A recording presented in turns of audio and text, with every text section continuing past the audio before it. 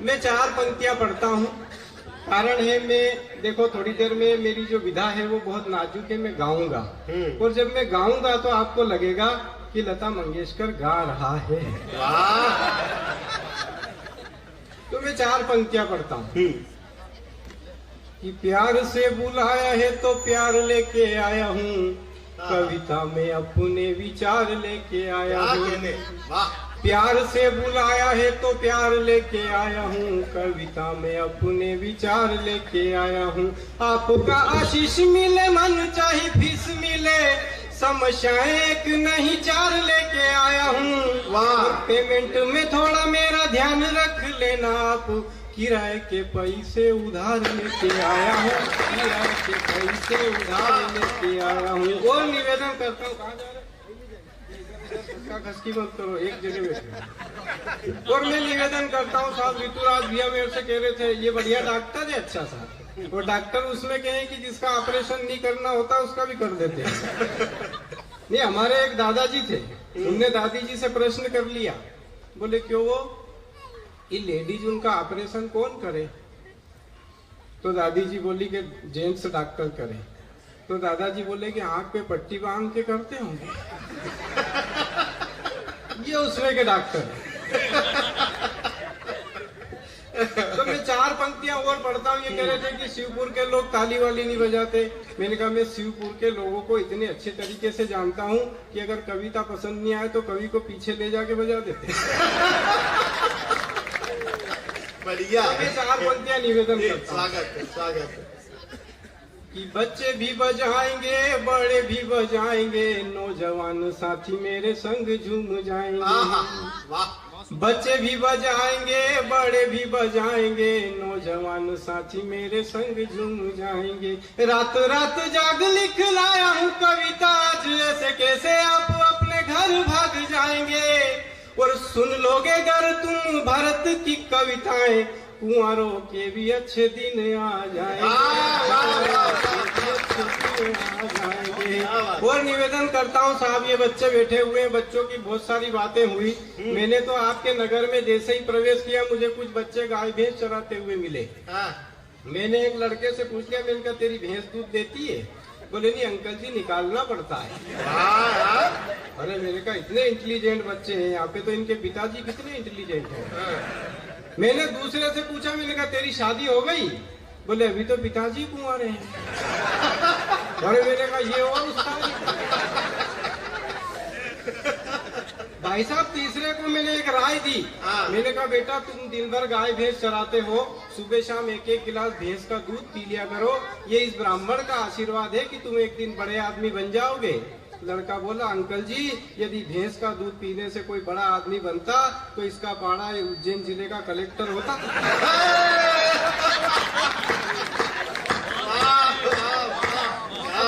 हम सोचे कि सुधारने की बात करें। अच्छा आदरणीय, मैं एक बात और बताऊं आपको। मैंने तो तराना से उज्जैन तक का सफर बस में तय किया और यहाँ पर बुजुर्ग लोग बैठे हुए हैं। एक दादाजी 70-75 साल के मेरे पास में बैठे हुए थे। बातचीत करते करते वो पूछने लगे, बोले बेटा तुम कौन सी जाति के हो? मैंने कहा दादाजी मैं ब्राह्मण हूँ। बोले यार ये ब्राह्मण काय में आते हैं? मैंने कहा पैसे वाले हो तो कार में आते हैं, नहीं तो बस में ही धक्के खाते हैं। वाह सर, वाह वाह वाह। आइए मैं फिर निवेदन करना चाहता हूँ। हम भगवान राम के दरबार में बैठे हुए, मैं कुछ पंक्तियां निवेदन करता हूँ, राम राम करते हुए सुनिएगा। स्वागत। कि सबको मेरी राम राम रखे खुश तुमको भगवान, सबको मेरी राम राम रखे खुश तुमको भगवान, खुश रखे भगवान तुम्हारे सिद्ध होए सब काम, सबको मेरी राम राम रखे खुश तुमको भगवान। कि जितने भी यहाँ कवि बुलाए एक से एक है भारी, जितने भी यहाँ कवि बुलाए एक से एक है भारी। कोई बापड़ा घर का सताया, कोई ब्रह्मचारी, उड़ गए सर के इनके बाल, सबको मेरी राम राम, उड़ गए सर के इनके बाल, सबको मेरी राम राम। कि एक कवि सम्मेलन में हो गई मेरी पिटाई। अच्छा, पिटाई मेरी हुई न मजे आपको। नहीं, वो क्यों हुई साहब, उसका कारण है यहाँ तो भीड़ कम है, वहाँ पर तो हजारों की संख्या में भीड़ थी। और जब मैं और कवित्री वगैरह सब हम वहाँ जहाँ ठहराया गया था वहाँ से होते हुए मंच तक आए, मैं आगे आगे, मेरे पीछे पीछे कवियत्री। भीड़ में से किसी ने मेरे को जीजा जी बोल दिया। भगवान कसम उस दिन काव्य पाठ में मन ही नहीं लगा। और ये तो इतनी इंटेलिजेंट कवित्री है कि अभी निर्मल दरबार में चली गई, बोले बाबा जी मेरे मोबाइल में बैलेंस नहीं टिकता है। निर्मल बाबा बोले तुम जहाँ कहीं भी कवि सम्मेलन में जाओ, वहाँ के आयोजक को अपने नंबर दे देना, कृपा आनी शुरू हो जाए। यह भी बांट दिए।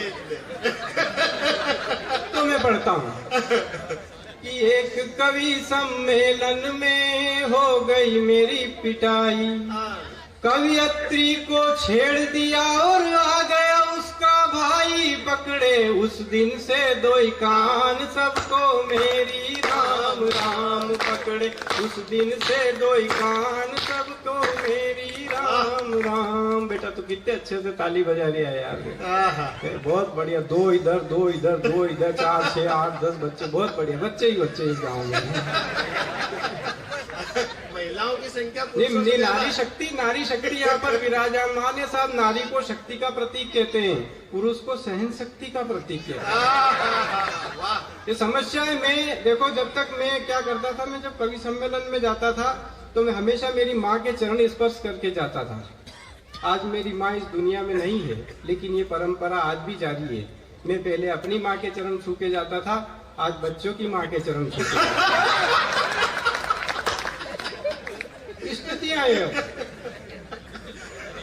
और आदरणीय, हम फैशन के दौर में कहाँ जा रहे हैं। अच्छा, मैं अभी लॉकडाउन हुआ, लॉकडाउन में सब बहुत सारे काम धंधे बिगड़ गए लोगों के, लेकिन जब शुरू हुए तो अब धीरे धीरे गाड़ी पटरी पर आने लगी है। मैं 2 पंक्तियां पढ़ता हूँ। स्वागत। कि हर हफ्ते मायके जाती थी मेरी डियर जूली। डियर। हर हफ्ते मायके जाती थी मेरी डियर जूली। वाहन सारे बंद हुए तो आना जाना भूली, समय से होते सारे काम सबको मेरी राम राम। समय से होते सारे काम सबको मेरी राम राम। अच्छा, मैं एक बात बता दूं, मेरी ससुराल है उज्जैन में। पता थोड़ी बताऊं।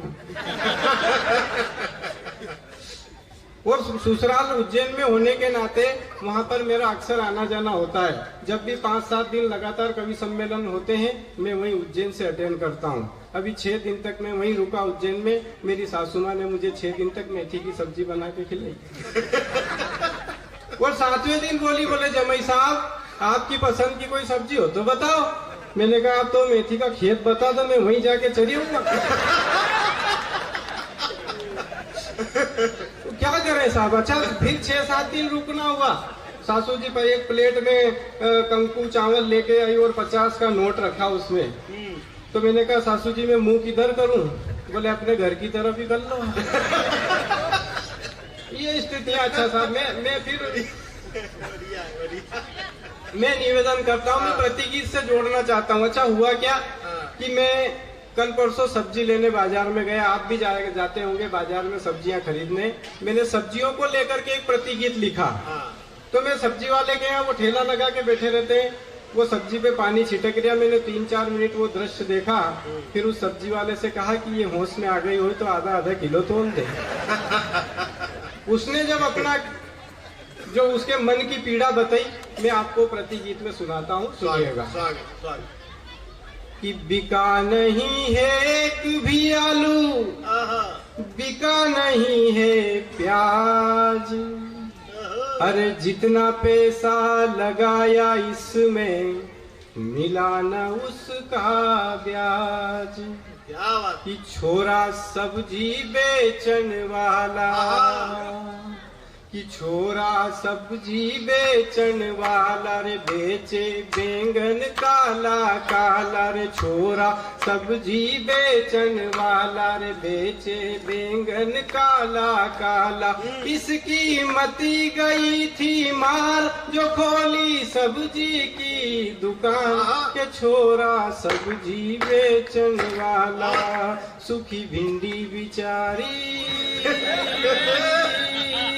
रे गई गिलखी कुंवारी, सुखी भिंडी बिचारी रे गई गिलखी कुंवारी। नींबू अदरक धनिया मिर्ची सब रो रहे बेचारे, आधे वेंटिलेटर पे आधे अल्लाह को प्यारे। मेथी पालक भी पड़े बेहाल, के छोरा सब्जी बेचन वाला रे बेचे बैंगन काला काला। ताली वाली बजाओ नहीं तो रात भर अगर सब्जी बेचा करेंगे। मैं यहाँ से हटूंगा नहीं जब तक दूसरा कभी कोई आएगा नहीं। अच्छा मैं निवेदन करता हूँ, बहुत सारी बातें की, छाती माथे खूब कूटे तेजा लाल ने। अच्छा मैं भी स्कूल में मास्टर हूँ, मैं 18 साल से बच्चों का भविष्य खराब कर रहा हूँ। अब वो एक बच्चे से मैंने पूछा, मैंने कहा पानी में रहने वाले 4 जंतु के नाम बता। एक बोला सर नहीं मालूम, दूसरा बोले सर नहीं मालूम, तीसरा बोले सर मालूम है। मैंने कहा मालूम है तो फटाफट बता। बोले सर डेंट को। मैंने कहा दूसरा बोले डेंडके की पत्नी, तीसरा बोले डेंडके की लड़की, चौथा डेंडके का लड़का। वाह ये स्थितियां हो गई। अच्छा मैं गणित पढ़ाने का काम करता हूँ, मैं गणित पढ़ा रहा। मैंने एक लड़के से कहा, मैंने कहा इधर देख ब्लैक बोर्ड की तरफ, माना कि तेरे एक हाथ में 6 केले हैं। लड़का बोला सर कहाँ है, लेते देते कुछ भी नहीं। मैंने कहा मान ले तेरे बाप का क्या जाता है। बोले ठीक है सर मान लिया। मैंने कहा माना कि तेरे एक हाथ में 6 केले हैं, दूसरे हाथ में 10 केले हैं, बता कितने हो गए। लड़का बोला सर 150 हो गए। मैंने कहा कहाँ हो गए। बोले मान ले मास्टर तेरे बाप का क्या जाता है। ये तो बच्चे हो गए साहब। अच्छा मैंने फिर क्या किया, अच्छा आपको जाना है, दीदी जी को जाना है, इनको सवेरे बहुत सारे काम करते होते हैं, फिर जाने तो कोई दिक्कत नहीं है तब। अच्छा मैंने अभी लॉकडाउन के दौरान हमारे यहाँ कथा चालू हुई साहब, पंडित जी कथा कर रहे थे, मेरी पत्नी भी कथा सुनने के लिए गई। और वो जैसे ही वहां से आ गई तो टेंशन में आ गई। मैंने कहा तुम कथा सुनने गई थी तो वहां से तो तुम्हें प्रसन्न मुद्रा में आना चाहिए, तुम टेंशन में क्यों हो। बोले नहीं वो पंडित जी कह रहे थे कि एक दिन हम सब मर जाएंगे। मैंने कहा मरेंगे तो मर जाएंगे, इसमें इतना चिंता करने की क्या बात है। बोले नहीं मैं तो चिंतित इसलिए हूँ कि पंडित जी कह रहे थे कि एक दिन हम सब मर जाएंगे, लेकिन जो आखिरी में मरेगा उसको शमशान में कौन ले जाएगा। ये समझ में नहीं आता था। आइए मैं फिर निवेदन करता हूँ साहब, एक आध वो प्रतिगीत सुना देता हूँ। आपके यहाँ भी नेता वेता होते होंगे, मैं चुनाव को लेकर के प्रतिगीत आपको एक सुनाता हूँ, है ना। और नेताजी आते हैं भाषण वाषण दे करके चले जाते हैं और करते कुछ भी नहीं है। मैं निवेदन करता हूँ, मेरा भी छोटा भाई सरपंच था, अभी भी है, 1-2 महीने और रहेगा। मतलब ये आजादी के बाद का पहला कार्यकाल 6 साल और 2-3 महीने ऊपर हो जाएंगे। तो मेरा छोटा भाई सरपंच बना था, वो मुझे गांव में ले गया, बोले चल यार तेरी वजह से कुछ 2-4 वोट बढ़ जाएंगे। हम गांव में गए और संयोग देखिए कि उसको चुनाव चिन्ह मिला साइकिल। अब हम गांव की गलियों में वोट सेटिंग करने के लिए गए। एक 70 साल की डोकरी वहां बैठी हुई थी बाहर। मैं जैसे ही गया मैंने उनको प्रणाम किया। मैंने कहा दादी जी साइकिल का ध्यान रखना है। दादी बोली बेटा मेरे को दिखता नहीं है, घर में रख दे, बाहर से कोई उठा ले जाए। तब अपन ने कुछ लिखा कि नेताजी आते हैं लेकिन वो बाद में आते नहीं। मैं एक प्रतिगीत सुनाता हूँ कि बदले हैं नेताजी के हाव भाव रे, क्योंकि आने वाले हैं चुनाव रे। कहीं निकल ना जाए, कहीं निकल ना जाए ये कुर्सी का दाव रे। बदले हैं नेताजी के हाव भाव रे, क्योंकि आने वाले हैं चुनाव रे। कर्जे किसानों के माफो रहे हैं, लूटा हुआ धन लूटा रहे हैं। आने लगे हैं मंदिर गुरुद्वारे, भगवान जी हमरे काज संवारे। कहीं निकल ना जाए, कहीं निकल ना जाए ये कुर्सी कुर्सी का ये कुर्सी का दाव रे, बदले हैं नेताजी के हाव भाव रे, क्योंकि आने वाले हैं चुनाव। बहुत बहुत धन्यवाद।